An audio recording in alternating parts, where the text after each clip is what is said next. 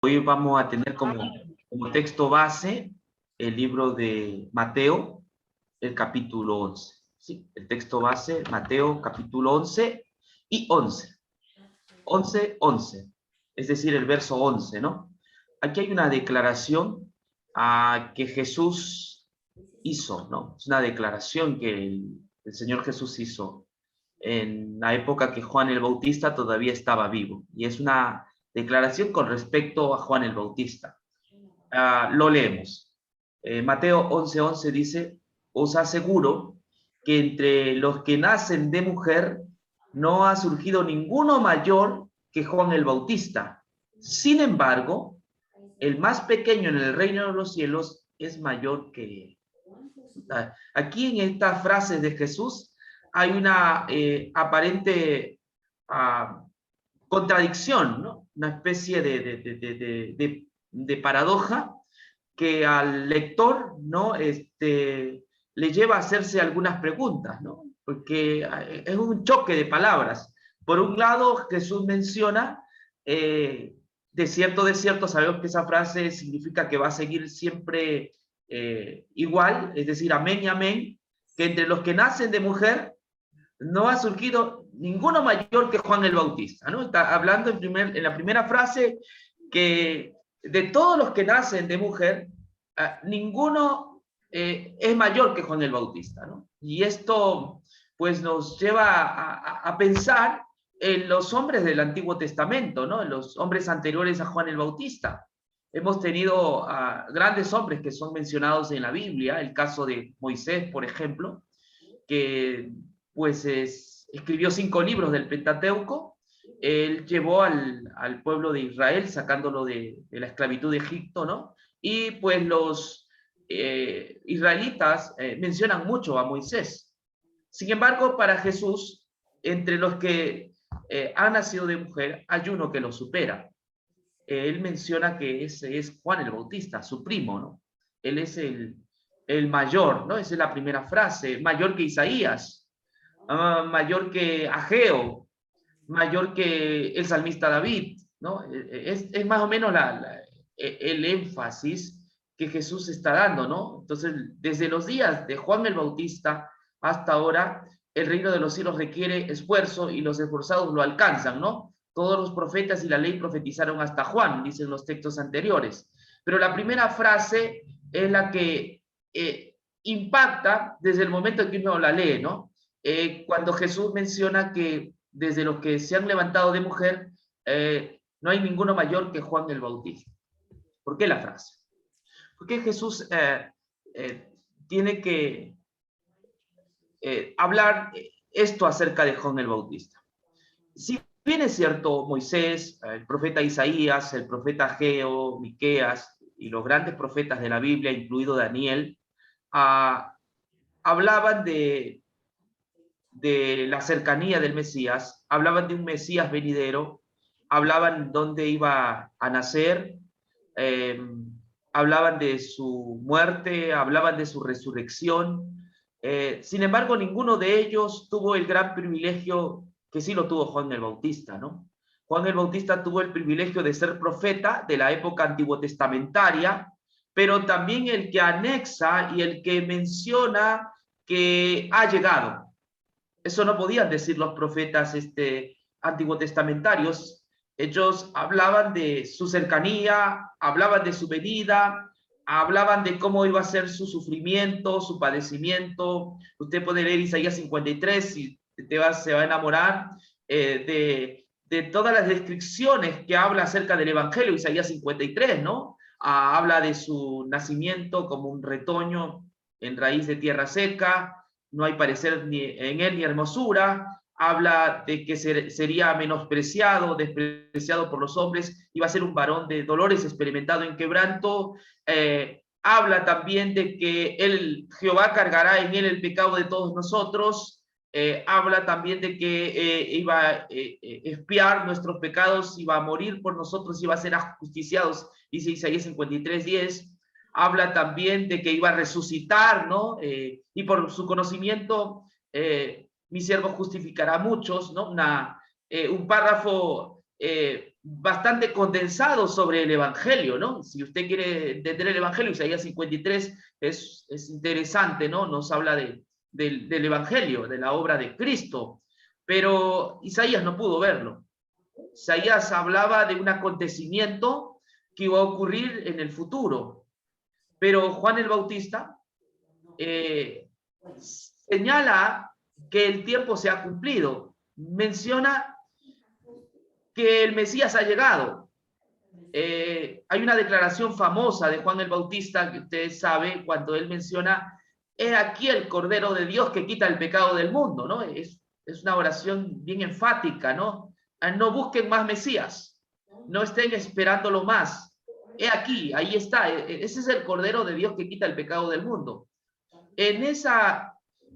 Por esa razón, Jesús menciona que entre los que se ha levantado de mujer, no hay ninguno mayor a Juan el Bautista que haya tenido esa honra, ese privilegio de ser el heraldo del Evangelio, el de anunciar de que ha llegado, de que no tenemos que seguir buscándolo más, no tenemos que seguir esperándolo más, sino que ha llegado. Ese fue el mensaje contundente de Juan el Bautista, ¿no? Ha llegado.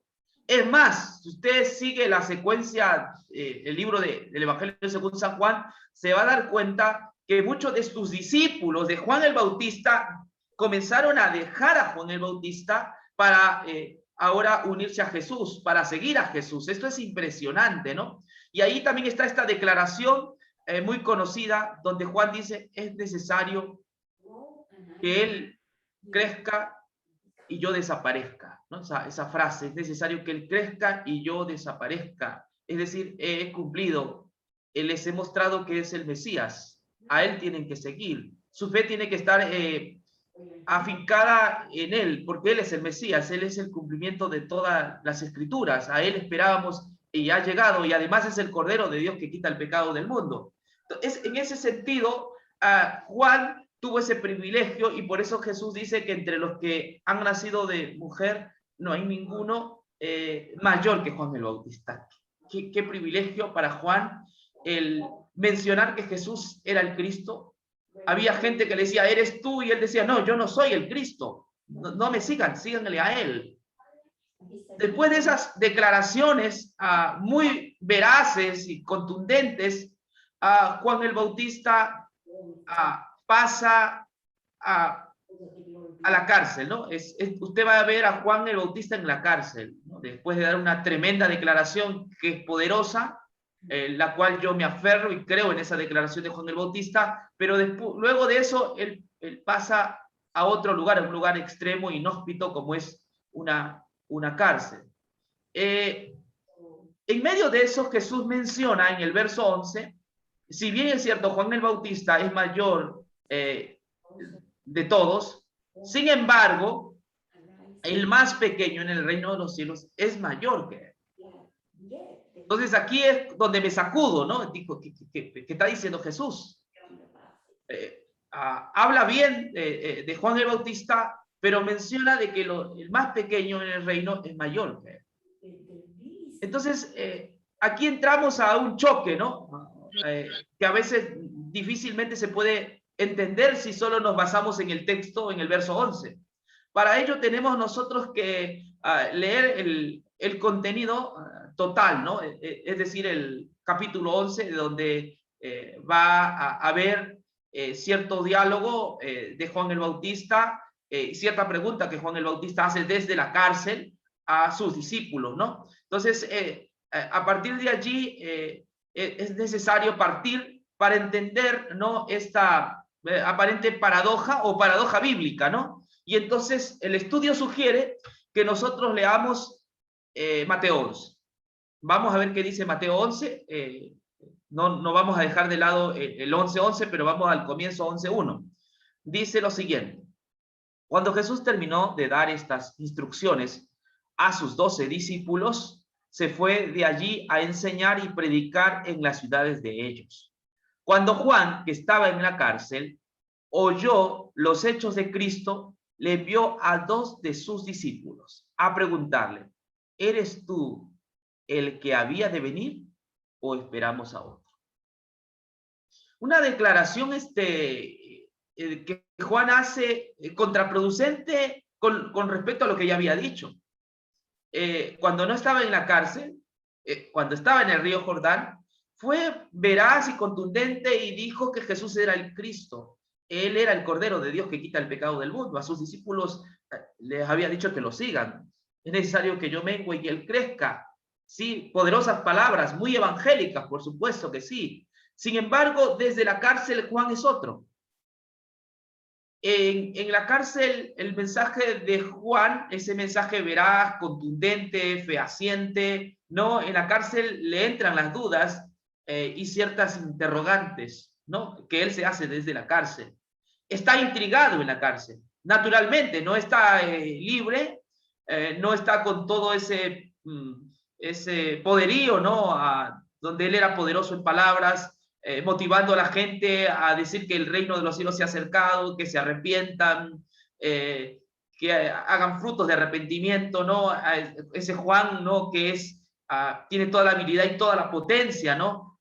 Y donde mucha gente va bautizándose por medio de Juan el Bautista. Sus declaraciones, como he mencionado, son fuertes y no solo fuertes, sino firmes, ¿no? Él menciona que Jesús es el Cristo.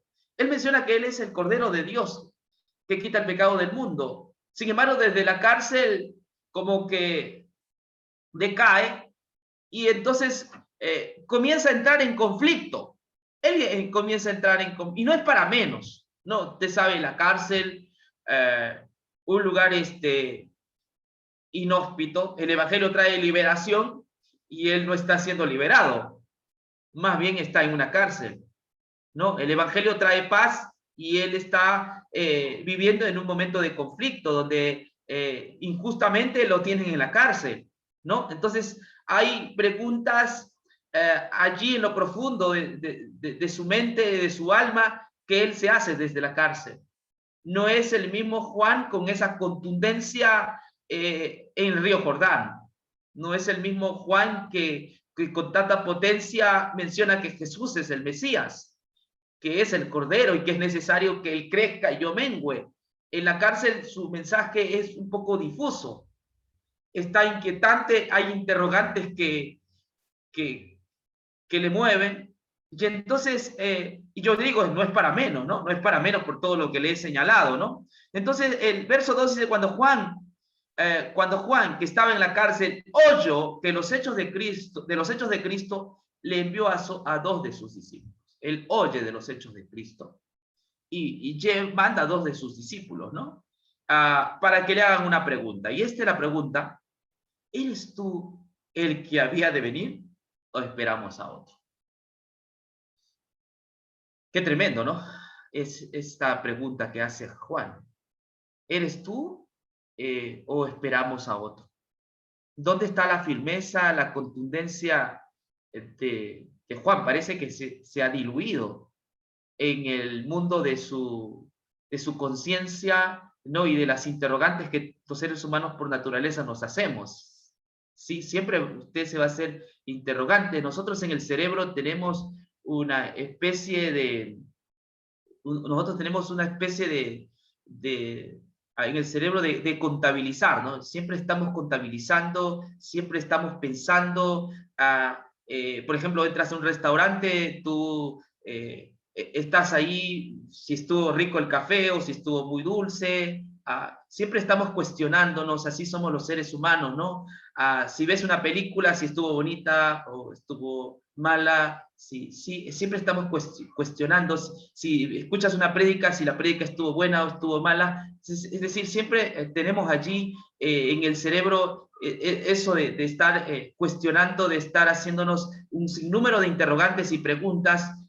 No es para menos. Juan muestra ser humano, esa es la humanidad del hombre, ¿no? Así que él se pregunta si es el Mesías, ¿no? Como contradiciendo a sus palabras anteriores, y manda a preguntar, ¿no? Él precisa encontrar respuesta, y así es que manda a dos de sus discípulos a preguntar a la misma fuente, ¿no? A Jesús.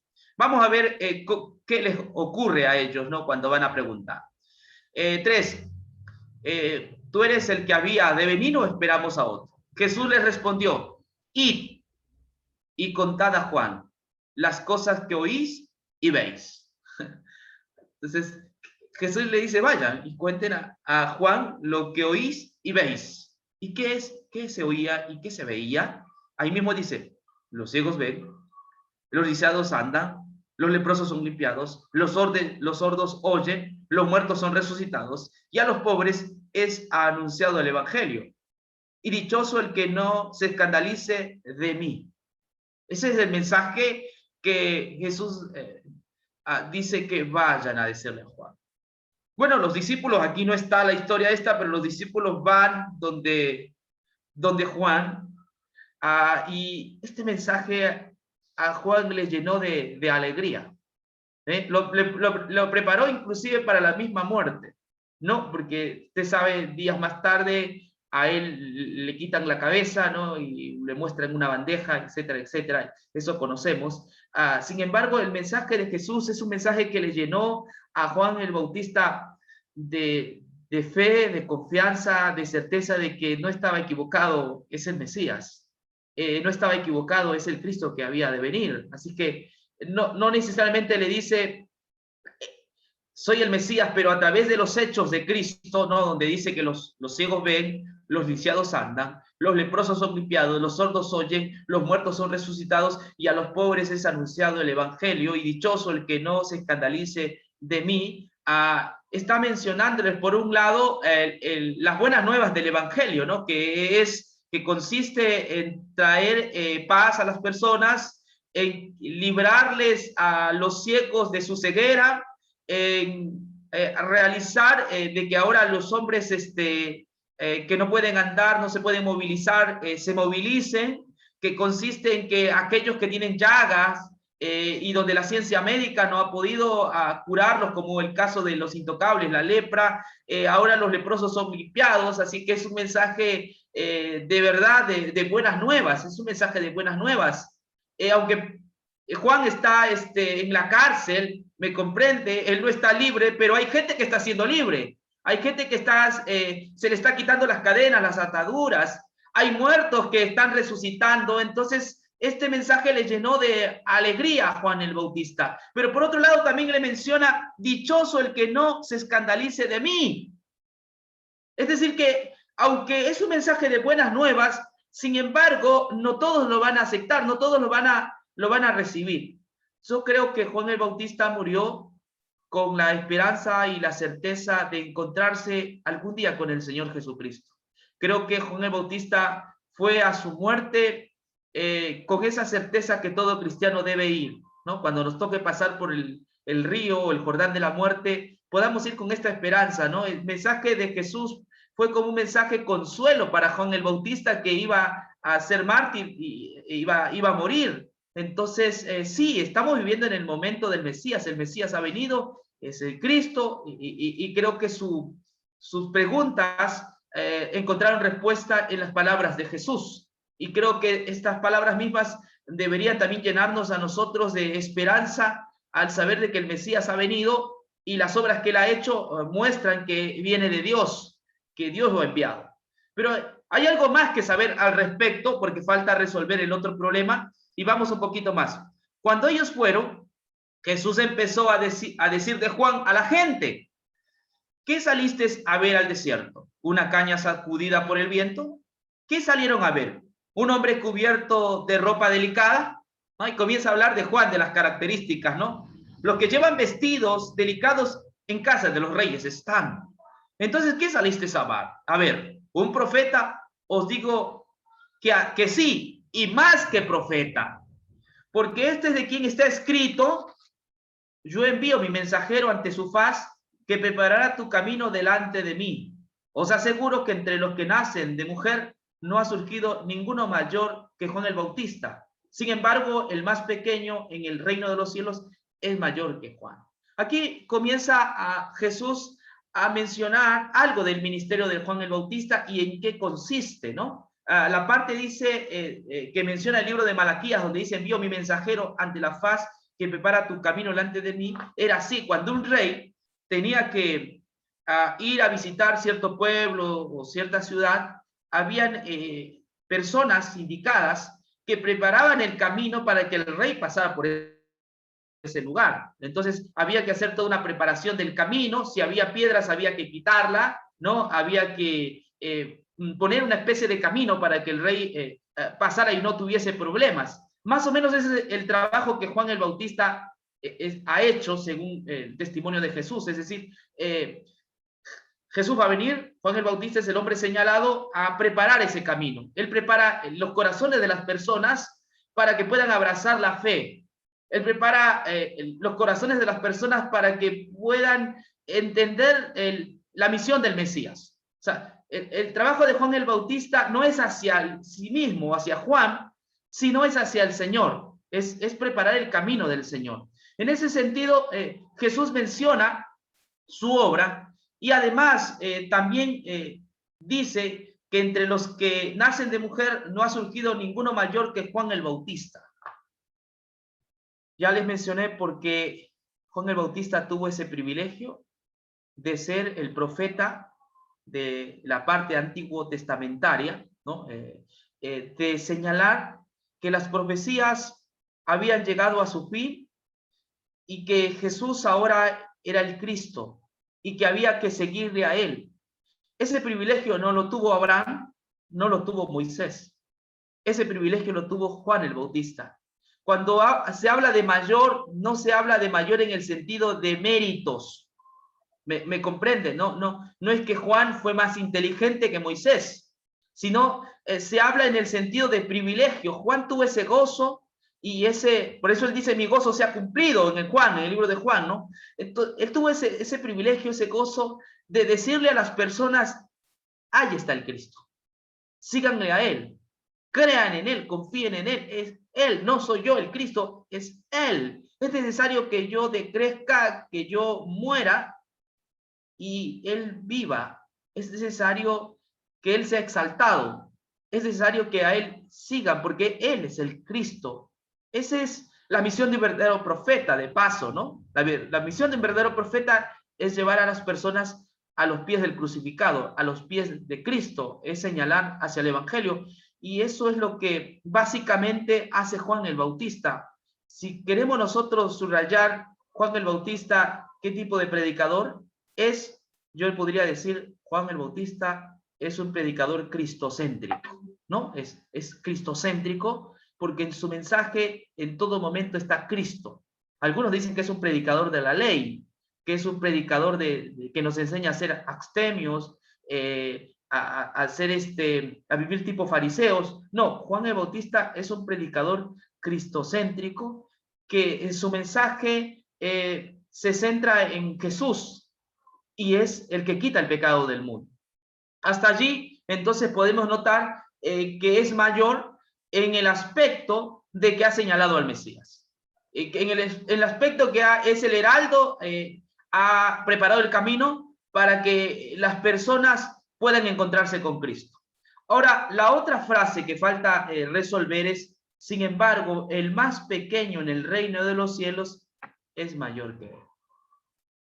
La expresión reino de los cielos no tiene que ser vista como algo futuro. Algunos lo señalan como algo futuro, pero la expresión reino de los cielos debería ser vista también como algo que ya se ha acercado.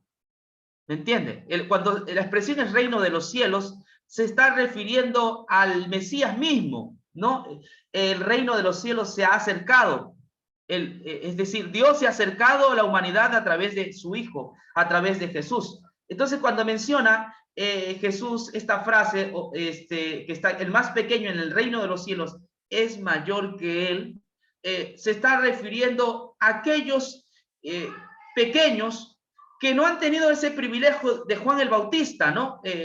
De señalar como el Mesías, como el Salvador, sin embargo están allí. Quizás no están entendiendo todavía todo lo que Juan ya entendió a partir de la cárcel, donde se confirma que él entendió el mensaje. Sin embargo, los pequeños, ¿quiénes son los pequeños? Los pequeños son todos los después de Juan el Bautista.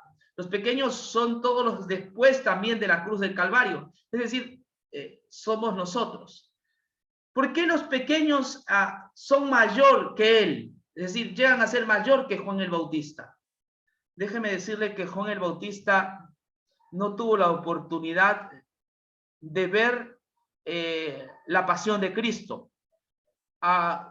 Muy tempranamente terminó su ministerio. Muy tempranamente, él no pudo ver más allá. A él le hubiese gustado acompañar a Cristo. A Juan el Bautista le hubiese gustado ser, quizás, por decirlo de esta forma, uno de los 12.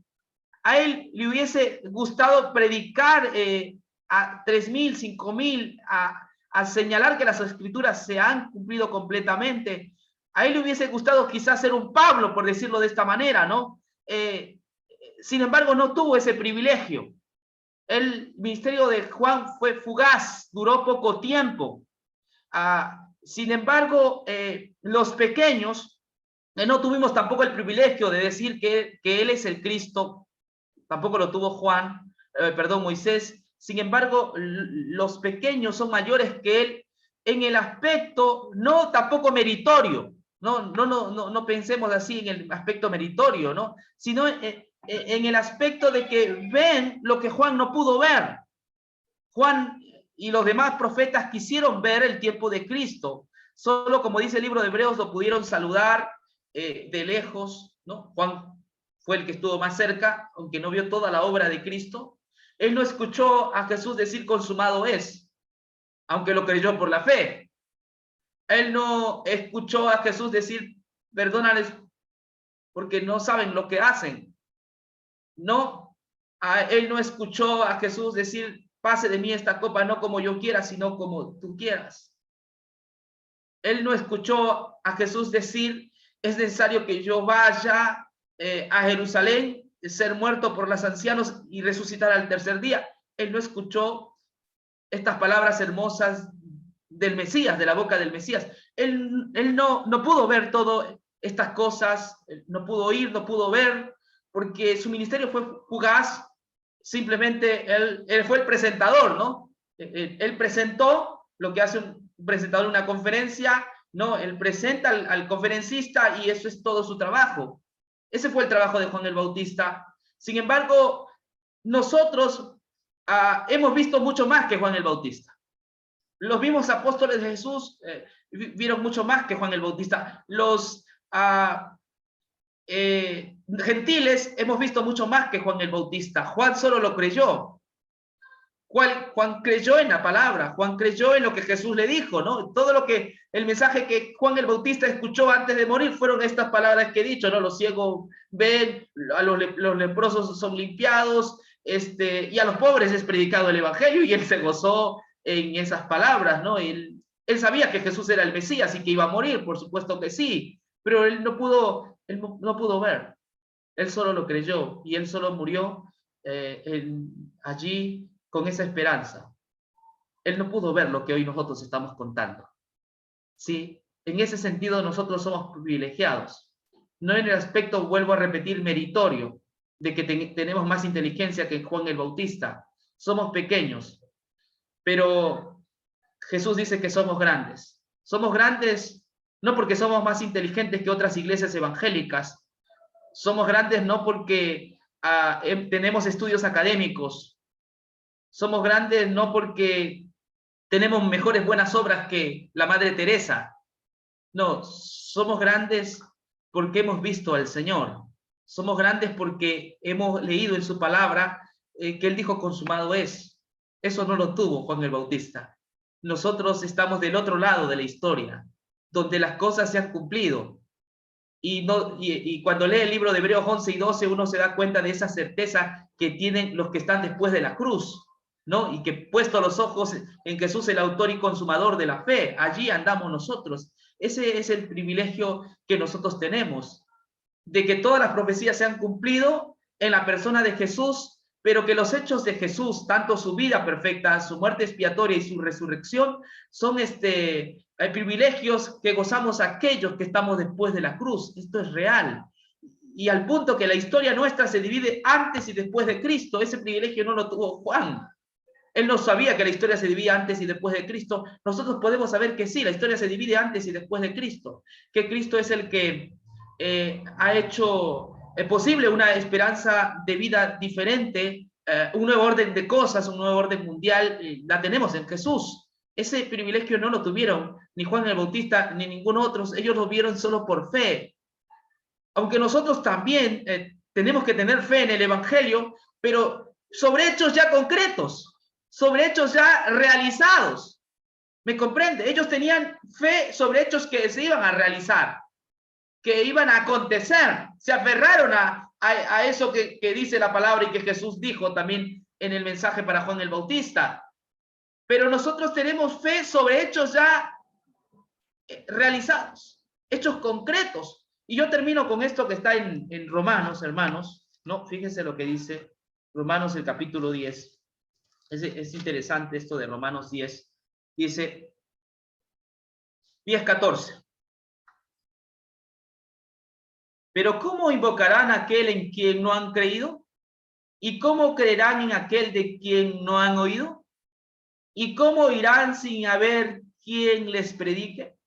¿Y cómo predicarán si no fueren enviados? Pues está escrito, cuán hermosos son los pies de los que anuncian las buenas noticias. Pero no todos obedecieron al evangelio. Pues Isaías dice, Señor, ¿quién ha creído a nuestro anuncio? Así la fe viene por el oír y el oír por la palabra de Dios. Hermanos, nosotros estamos del otro lado. Del otro lado, ese es el privilegio. Predicamos no a un Cristo que va a morir, a un Cristo que va a resucitar, sino predicamos a un Cristo que ya ha venido, que su vida fue realmente perfecta, intachable, y que no hay ningún pecado, y que es una justicia que puede salvar a todo el planeta. Si todo el planeta decide creer en él, todo el planeta se puede salvar.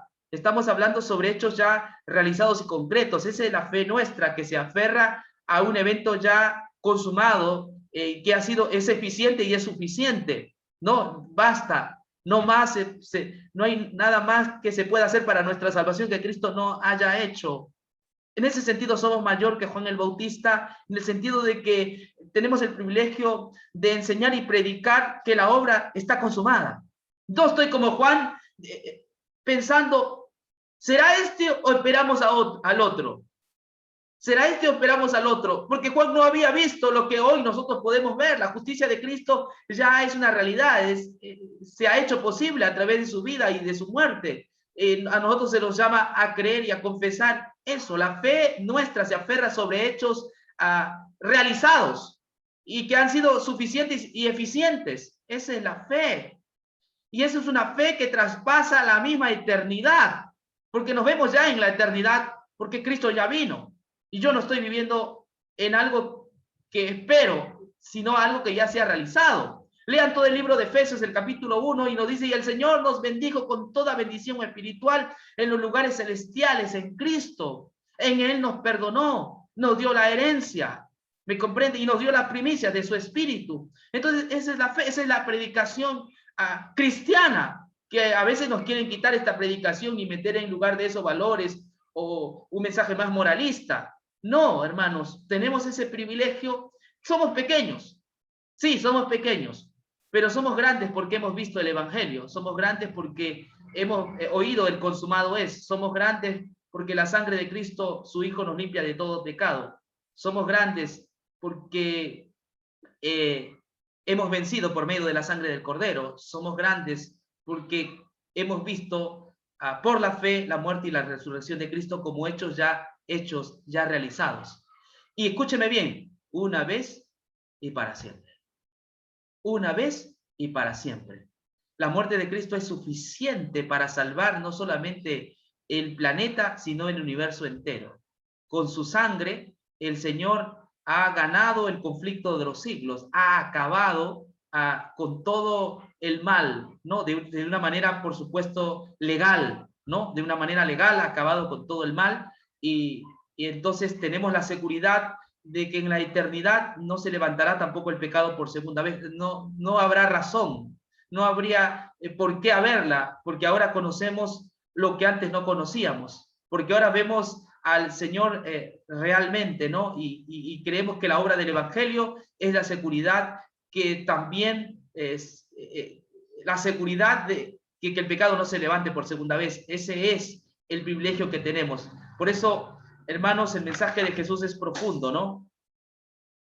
Ninguno de los que nace de mujer es mayor que Juan el Bautista, pero el más pequeño es mayor. Nosotros somos aquellos que hemos visto. Seguramente que cuando nos encontremos con Juan, le contaremos la historia. Él vio la mitad de la película.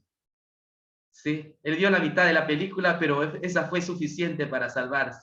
Sí, saben que a veces algunos vemos la mitad de una película y queremos, como que tenemos algo que hacer, que nos cuenten después, ¿no? Cómo terminó, cómo culminó. Seguramente que nosotros le contaremos a Juan la otra mitad. Él llorará de felicidad al contarle todo lo que es nuestro Mesías. En el cielo el mensaje seguirá siendo el Evangelio. Un abrazo, hermanos. Los quiero en el Señor. Amén.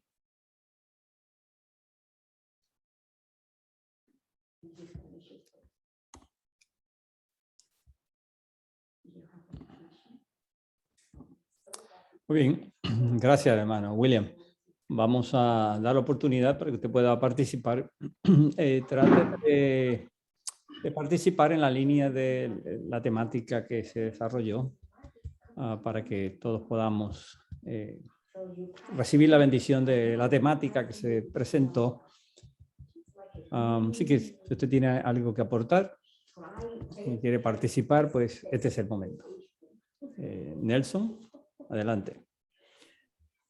El micrófono.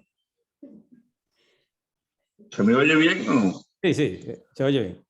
Sí, bueno, primero quiero comentar acerca de lo que tú dijiste y luego de lo de William, ¿no? En primer lugar, aquella gente, o sea, tú hablaste de las intenciones malévolas, ¿no? Pero en primer lugar, lo que aquella gente hacía allí, no fueron allí para defender la justicia de Dios, ¿no? Fueron allí para hacer caer a Jesucristo en una trampa. De intenciones malévolas desde el mismo principio. Entonces, querían hacer caer al que venía a traer la justicia. Mira qué cosa, ¿no? Al que venía a traer la justicia, Salvador de la justicia, y el que venía a que la justicia cayera sobre él, para ser ajusticiado por Dios. Entonces fue sobre Cristo, sobre quien cayó esa primera piedra, ¿verdad? Por la ira de Dios y por ellos mismos en violación de la ley, ¿verdad? Mataron al autor de la vida, dicen los apóstoles, ¿verdad? Entonces, en relación a lo de William, pues muy bueno, William, estoy muy de acuerdo en todo esa interpretación de lo que sucede ahí. Interesante que la razón por la cual Juan envía a sus discípulos es porque oyó lo que Cristo estaba haciendo, ¿verdad? La lógica nos diría, no, pues mira, esa es la confirmación de lo que yo decía. Pero no era así, ¿verdad? ¿Por qué? Porque Juan lo anunció como el Cordero de Dios que quita el pecado del mundo, y Juan no estaba viendo esa parte. Estaba haciendo cosas muy buenas, pero Juan no dice, ¿y cuándo va a morir, verdad? ¿Cuándo va a ser el Cordero, verdad? Esa fue la parte que él no vio, ¿verdad? Y Cristo le dice, tranquilo, ¿verdad? No le dijo, entre otras cosas, dijo, el Evangelio es predicado, entonces Juan sabía lo que se significaba ya. Pero le decía, tranquilo, ¿verdad? Y sí, ese soy yo. Tú no lo vas a ver, pero no te escandalices, ¿verdad? Porque tú eres bendito, tú eres de la fe también. Tranquilo, ¿verdad? Soy yo. Así pues ya podía morir en paz, porque con la seguridad de que eso iba a suceder. Esos son mis comentarios. Amén, hermano Nelson. Gracias. Sí, puede prender su micrófono, hermana Adela. Adela. Dios le bendiga a todos. Dice la palabra de Dios que cuando creemos en Jesucristo, fuimos sellados. Y ese sello no es cualquier sello. Ese sello es la sangre de Cristo. Precisamente por derramar por nosotros los pecadores. Respecto a lo que dijo el hermano Saúl, del samaritana, que fue encontrada en el adulterio. Nosotros muchas veces pecamos delante de Dios, muchas veces, aún con nuestros pensamientos o con nuestra boca. Y ofendemos también muchas veces a nosotros seres queridos. Pero gracias a Dios que Dios nos levanta. Y gracias a Dios que Cristo, cuando Él se fue al cielo, dijo, yo no lo voy a dejar solo. Yo le voy a mandar mi Santo Espíritu. Y el Espíritu de Dios es que nos dirige y nos lleva siempre a la cruz del Calvario, a donde tenemos que mirar nosotros siempre. Porque Él es nuestro Rey, Él es nuestro universo, Él es nuestra esperanza, Él es todo para nosotros. Nosotros solamente escuchamos la palabra de Dios para enamorarnos cada día más de Cristo, porque esa es la única base que tenemos aquí en esta tierra, mientras vivamos. Y acuérdense que somos peregrinos aquí. En esta tierra no nos pertenece, somos peregrinos. Eso es todo lo que yo quiero decir. Muy bien, gracias. Bien. Hermana Elvia y después Carlos. Pastor, yo tengo una pregunta, pero bueno, antes quería hacer un comentario de esa pregunta que voy a hacer. Entendí todo y estuvo muy claro y muy bonito y solo como referencia, digo esto en la parte 11 del versículo, en la segunda parte del versículo 11, esa parte que fue todo lo que usted explicó, eso de que, pero el más pequeño en el reino de los cielos mayores que él, la entendí tan clara que es como cuando, me acuerdo que de chiquita nos mandaba a mi mamá a la escuela de verano y aprendíamos de memoria y de memoria y de memoria muchos versículos, y yo recuerdo que por más que quería entender qué es eso, no entendía. Y ahorita es como cuando le explican a uno matemáticas y ya entiende lo bonito que es. Está todo muy claro, pero la pregunta que yo tengo es en el versículo 6, cuando usted regresó a todo, que dice, y bienaventurado es el que no haya tropiezo en mí. Si pudiera ampliar un poquito esa parte, ¿a qué se refiere? O sea, ¿cómo sería la explicación de que el que no haya tropiezo en mí? Bueno, gracias, Estevia. Siempre con tus preguntas muy buenas. Te felicito. Está hablando de que por el hecho de creer en Jesús, ¿no? Uno va, por un lado va a tener persecución, como el caso de Juan el Bautista, pero por otro lado también habrán personas que esto será una piedra de tropiezo, ¿no? Es decir, se van a escandalizar del tipo de Mesías, ya que los judíos esperaban otro tipo de Mesías, y entonces encontraban tropiezo, ¿no? Se escandalizaban, ¿no? Creo que tiene esos dos lados, ¿no? Por un lado es el hecho de creer en Él, ¿no? Nos lleva a confrontarnos por nuestra fe con otros, y por otro lado, pues aquellos que no creen en el Evangelio se van a escandalizar. Yo lo entiendo de esta manera, ¿no? Gracias. Carlos. Sí, mis hermanos, nosotros hemos sido testigos hoy de una manera como el Señor nos ha visitado realmente. La primera fue cuando el hermano Saúl nos presentó acerca de la distinción entre ley y evangelio, que fue la mayor contribución que la Reforma Protestante hizo en el siglo XVI. Y por esa distinción de ley y evangelio es que se puede destacar la misión de cada uno de esos dos aspectos de las Escrituras.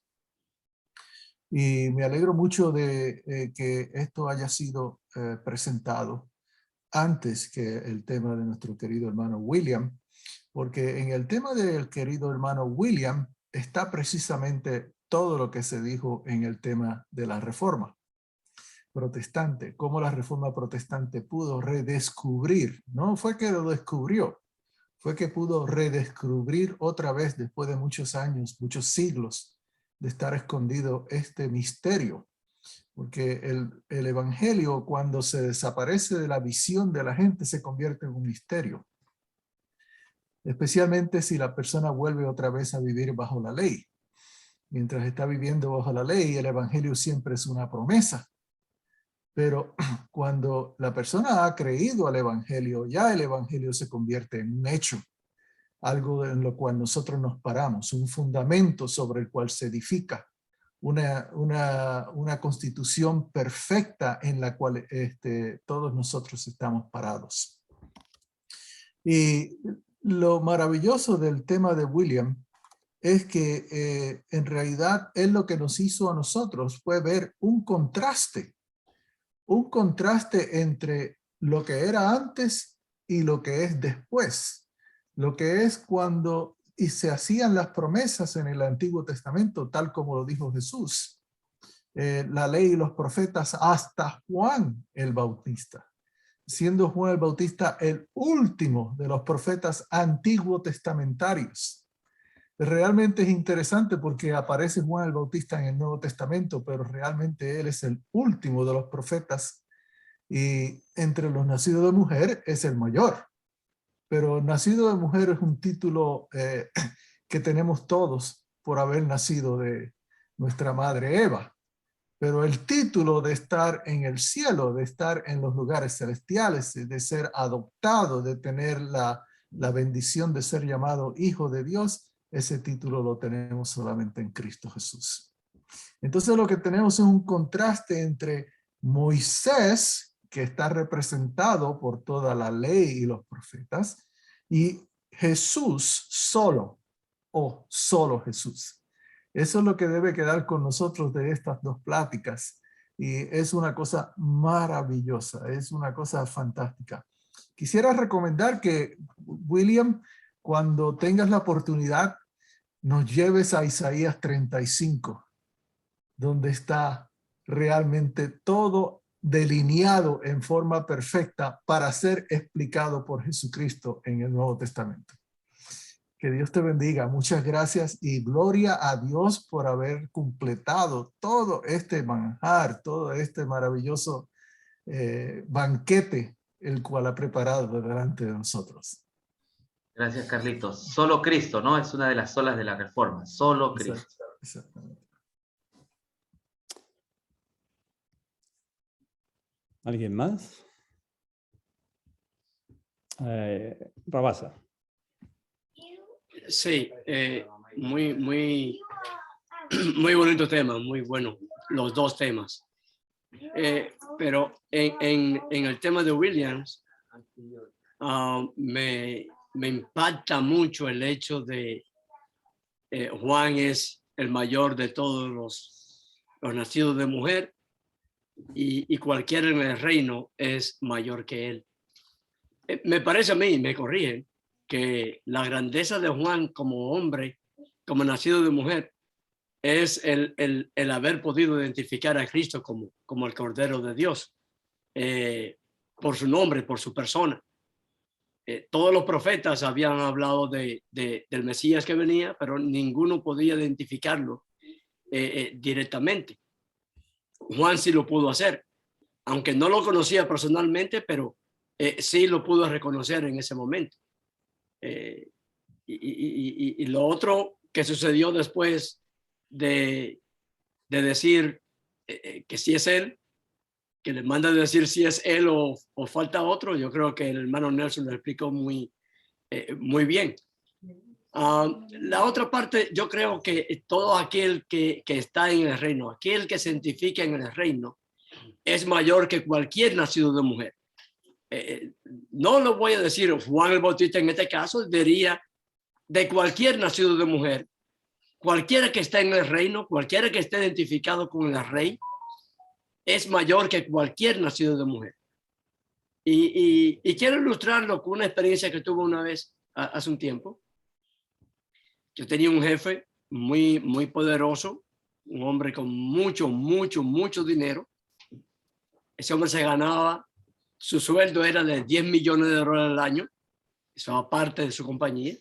Tenía mucho dinero. Yo sabía su nombre, yo sabía su nacionalidad, E inclusive conocía el nombre de su esposa, pero él no lo conocía en persona. Cuando lo conocí fue un picnic que él tenía, que le había pagado más de 3,000 personas allí. Y allí había un spa para dar masajes. Así yo me metí en la línea, mi esposa y yo. Y este hombre se le metió adelante, rompió la línea y se le metió adelante. Ya yo estuve a punto de decirle un par de cosas. Y que, ¿por qué se te mete adelante? Vete para la línea. Y alguien que lo conocía dice, es el que firma tu cheque. Ese Gary Shigo. Dice, me puse nervioso. Entonces, yo sabía de él, pero no sabía identificarlo. Juan sabía de él y lo pudo identificar. Los profetas habían escuchado de él y hablaron de él, pero nunca lo pudieron identificar. Yo creo que ahí es donde está la grandeza de Juan. Y yo creo que todos podemos ser grandes como Juan en ese sentido, cuando podemos identificar al Cordero. Que lo podamos creer en él y que podamos saber que ese que murió en la cruz y que estamos celebrando en este mes, que tiene toda la suficiencia para podernos llevar al cielo. Ese es Cristo Jesús, el Cordero de Dios que quitó el pecado del mundo. Bueno, no hiciste preguntas, pero si en caso no te entendí, ahí acabo de mandarte un video al chat para todos. Si lo quieren ver, el video está muy bien hecho.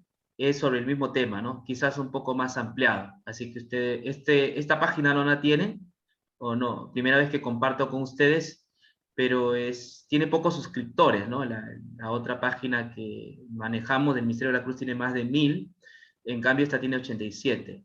Pero ahí hay como 5 o 8 videos muy bien realizados, porque lo hice con Boris Saavedra, ¿no? Quien sabe de videos y cómo hacer estas cosas, así que va a encontrar videos muy bonitos, 8 o 10, que sean de buena calidad, ¿no?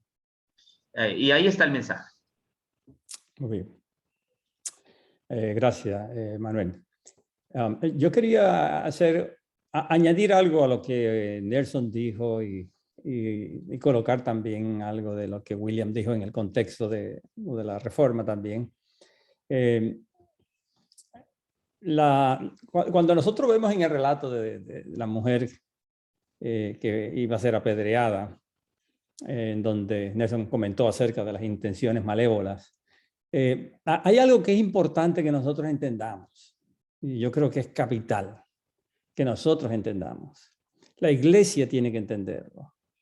Y es que cuando nosotros hablamos, nosotros leemos el relato, en el relato que acabamos de leer, o leemos los evangelios, y nosotros pensamos que todas estas personas eran unos sinvergüenzas, eran una gente con deseos criminales, sedientos de venganza y de destrucción, dominados por la carne, o estoy hablando, ¿no?, como nosotros consideramos todas estas expresiones de carne, ¿no?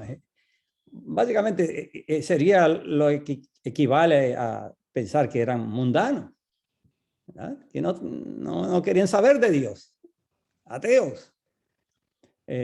La realidad es que todos estos hombres estaban motivados por su celo por Moisés y por el celo de la justicia. Es decir, celo de justicia en términos de ellos creían que esa era la forma de alcanzar justicia, y su celo por mantener ese sistema lo llevó a crucificar a Jesús. Lo vemos cuando el sacerdote viene y dice: es necesario que este hombre muera y no que toda la nación perezca. Es el celo de un hombre que tiene celo por el templo, ¿verdad? Que tiene el celo por ese tipo de justicia. Pablo es igual. Pablo mismo lo describe. Pablo dice que él era celoso de la ley, pero trató de destruir a Cristo. Y más adelante, cuando habla de los judíos, dice que son celosos de Dios, pero no conforme a ciencia, ¿verdad? En ese sentido, me parece a mí que esto es importante. Ayer yo hablaba de Pelagio, ¿verdad? Pelagio como lo que hoy día nosotros consideraríamos un humanista, ¿verdad? Pero Pelagio no era humanista como nosotros hablamos del hombre de hoy día, que básicamente el humanista es un ateo hoy día, pero este era humanista en términos de que él creía que el hombre tenía las capacidades naturales para poder salvarse y poder cumplir con la ley divina. Pero lo interesante de Pelagio, y por lo cual tenía tanta influencia, era que, según la historia, era un hombre bien piadoso, un hombre bien celoso de la moral. Y él reaccionó al mensaje de Agustín, porque él consideraba que el mensaje de Agustín provocaba que los cristianos fueran más liberales, que no tomaran con tanta seriedad al pecado. Así que él reacciona ahora tratando de conducir la iglesia a una moralidad. Él quería una reforma para la iglesia, pero una reforma en términos de justicia. Y entonces desarrolla todo este sistema, ¿verdad? Agustín también era un hombre piadoso, pero también usted ve a dónde los condujo también. En ese sentido, la realidad es que los que se oponen a Cristo no son gente mala. Los que se oponen a Cristo muchas veces, la mayoría de las veces, y si hablamos en el contexto de la iglesia, los que se oponen a Jesucristo son gente justas y que viven vidas muy morales, muchas veces superiores a las de nosotros. Ahora, ¿por qué eso es tan peligroso? Precisamente porque como nosotros nos llena el ojo y nos llena la conducta de los hombres, es lo que nos mueve para determinar el mensaje, pues entonces ahí, al ver estas personas justas, nosotros decimos, ¿cómo es posible que estas personas puedan estar equivocadas? Y ese era el problema que había. Y entonces, noten la imagen que crearon de Jesús. De Jesús dijeron, este es un comedor y bebedor, ¿verdad? Nosotros no hacemos eso. Este no se lava las manos cuando come. Nosotros no lavamos las manos cuando comemos. Así que era un contraste constantemente entre un Jesús que era malo, que lo acusan de violar la ley, y ellos que decían, nosotros respetamos demasiado a Moisés. Respetamos la justicia de Moisés, ¿verdad?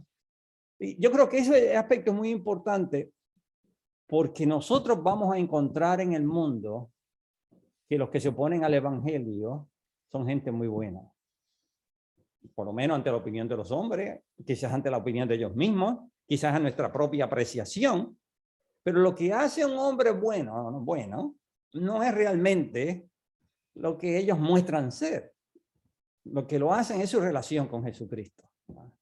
Y ahí en el contraste terminamos que la mujer es la justificada, los demás fueron condenados por su conciencia y condenados a la misma vez por las acciones de Jesús, ¿no? Pero yo creo que la iglesia ha perdido de vista eso y por eso que están siendo tan engañados mucha gente. Son engañados cuando miran al hombre y dicen, es imposible que este hombre pueda estar equivocado porque mira su vida cuál es. De hecho, nosotros ya estamos hablando de eso en un grupo. Así que un celo de la justicia y de la ley sin la revelación del evangelio es ser enemigo del evangelio y pretender destruirlo. Así que su justicia puede ser muy buena, puede tener las mejores características. Usted puede decir como Pablo que vive irreprensible, pero eso lo constituiría a usted en un enemigo del evangelio si lo que usted procura es destruirlo. Y eso es lo que nosotros encontramos en todos estos relatos. Y yo creo que el mejor ejemplo de eso es, yo no hablo tanto de los hipócritas, ¿verdad? Porque hay gente que son hipócritas, que Jesús los condenó también. Los más difíciles de combatir son las gentes honestas y muy sinceras, que creen el error, están dispuestas a dar su vida por el error, pero son enemigos de Cristo, son enemigos del evangelio. Y en el mensaje también de William, una de las cosas que uno puede apreciar es que la esencia de la reforma, aquí nosotros la encontramos, porque en el mensaje de la reforma es lo que Juan el Bautista enseñó. A él le conviene crecer, a mí me conviene menguar. Y la reforma, una de las cosas que más enfatizó era el hombre tiene que perderse. En el mensaje que se da, el hombre no puede ser el centro. Roma decía, el hombre es el centro y lo que acontece en el hombre. Y el mensaje de la reforma fue como el de Juan el Bautista. No me miren a mí me conviene desaparecer de la escena, pero él tiene que ser exaltado. Y los reformadores, eso fue lo que hicieron. Que los principios de la reforma están presentes ahí. Esa es la esencia misma de lo que se constituye en la justicia de Dios. Hacer crecer la justicia de Cristo y que la de nosotros desaparezca totalmente. Pero en el mundo religioso hoy día mi justicia es la que tengo que exaltar y la de Cristo desaparece porque es de la menos que se habla, ¿no? Y también el principio de la sola fe, me parece que está ahí en el relato, en particular en una de las expresiones que hizo William. Y en el pasaje uno puede darse cuenta que nosotros necesitamos vivir no en la fe que espera, sino en la fe que confiesa, hecho está. El principio de la fe no es yo creo que Dios existe, yo creo que Cristo murió. Ese no es el mensaje de la fe. La sola fe significa que nosotros confesamos que ya todo está hecho. Y por eso no hablamos de una justicia futura, nosotros hablamos de una justicia pasada, una justicia que ya se creó. Y la fe entonces pasa, y eso fue lo que Cristo estaba haciendo con Juan el Bautista. Cristo estaba haciendo que Juan pasara de una fe que espera a una fe que confiesa. Y en el caso de Juan, ¿cómo Cristo se lo muestra? Bueno, Cristo le dice, Cristo ni le responde realmente a Juan. Cristo simplemente dice, díganle a Juan lo que ustedes han visto. Los cojos saltan, los ciegos ven y el reino de Dios es anunciado. Entonces, todo esto que ellos están observando, Jesús los lleva. Yo me imagino que cuando ellos vinieron a hacerle la pregunta a Jesús, Jesús no se la contestó y ellos esperando que Jesús se la contestara, siguieron a Jesús y Jesús está haciendo todas estas cosas y después que termina, les dice, ahora vayan a Juan y díganle lo que ustedes vieron. Porque Jesús estaba haciendo que Juan pasara de la fe que se aferró de una promesa a una fe que ahora confiesa, hecho está. Y yo creo que, como se dijo ahorita, Juan termina sus días no en una fe que espera, sino en la fe que confiesa, el hecho está. Bien, esa es mi observación. Bien, bien, gracias. Dios lo bendiga. Muy bien. Pues si no hay nadie más, pues entonces terminamos el día de hoy.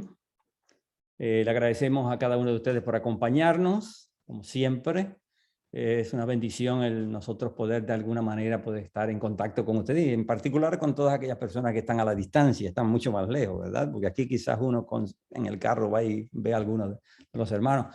Pero ustedes que vienen de otros países, nunca quizás hubiésemos entrado en este contacto si no hubiese sido por este medio, ¿verdad? Y hoy tenemos el privilegio también de poder hablar con otras personas, conocerlos. Yo he conocido muchas personas que nunca había visto en mi vida y ha sido una bendición poder, aunque sea por este medio, nosotros no perder el contacto que se ha podido lograr.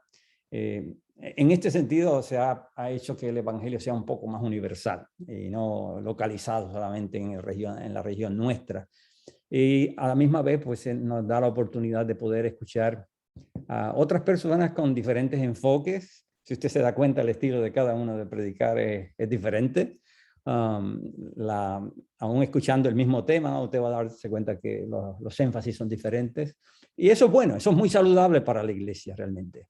Y a la misma vez es una forma de alcanzar. Quizás lo que William no puede alcanzar, Carlos puede alcanzar o cualquier otra persona, ¿no? Con su enfoque y su estilo puede alcanzar. Y los otros que han predicado aquí, ¿no?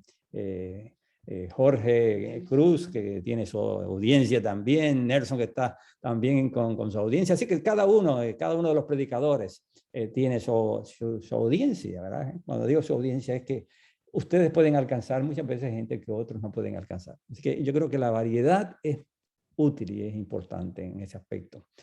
Así que los exhortamos para que en la medida que les sea posible usted pueda continuar conectándose. Gracias a Dios porque, como dije, tenemos diferentes días en donde hay diferentes expositores Mañana pues continuamos con el hermano Carlos en la exposición del libro de los Hechos, que han habido unas discusiones muy interesantes, en donde se ha profundizado el texto de diferentes ángulos y ha traído una visión un poco más amplia acerca del libro de los Hechos, así que le exhortamos a que continúen. El martes pues está la reunión de parejas, así que usted también puede acompañarnos.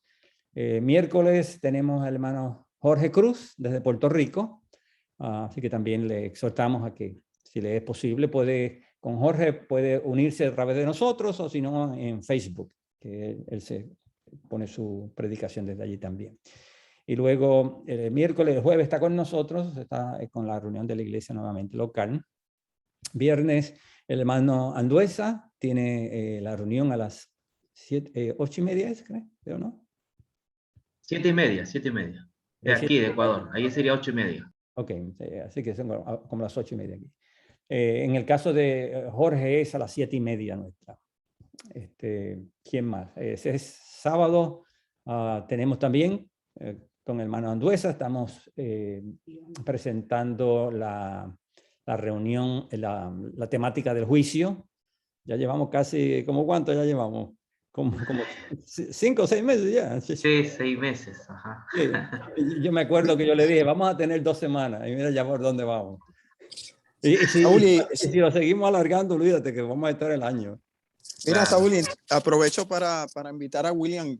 Este miércoles no, porque este miércoles estás tú. Si él puede, el próximo miércoles, pues que se lo puede dar predique. Oye, eso, William. Con gusto, Jorge, con gusto. El próximo miércoles, está bien. Me das el horario. Te conecta a través de Saúl y a las 7:30 hora de Puerto Rico. Próximo miércoles. Entonces oye, Saúl, nos vamos al puerto. Sí. Próximo miércoles. Ya está comprometido, William, el próximo miércoles. Sí. Muy bien.